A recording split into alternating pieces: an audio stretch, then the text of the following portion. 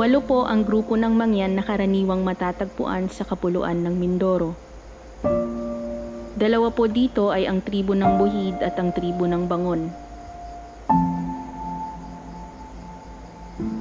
Sa misyon pong ito ay pinakay naming matunton ang mga Bangon.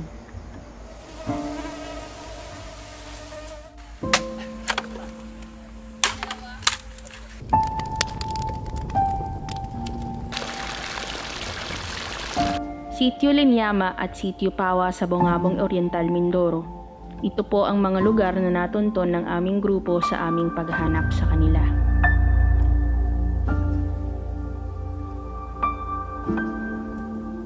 Nagsagawa po ang Medical Ambassadors Philippines at ang mga volunteers nito ng isang medical mission para matukoy po ang mga pangangailangang pangmedikal ng komunidad na ito.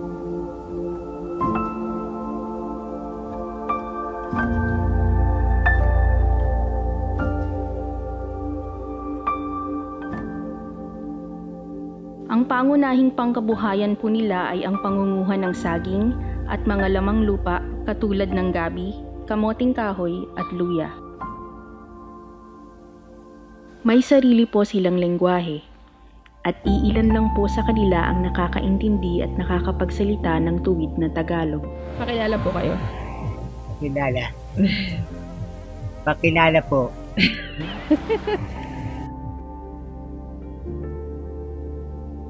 Mayroon po silang tinatawag na kwako. Ito ay gawa sa putik na sila mismo ang naghulma at nagdisenyo upang kanilang magamit sa kanilang pagtatabako.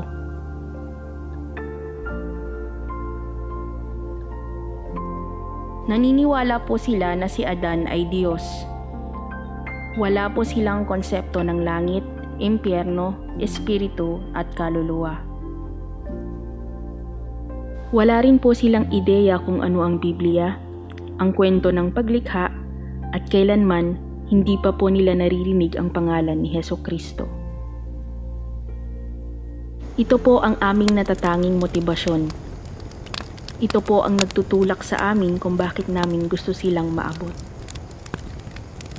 Ninanais ng aming mga puso na maihatid sa kanila ang nag-aalab na pag-ibig ng ating Diyos sa lahat ng kanyang nilikha.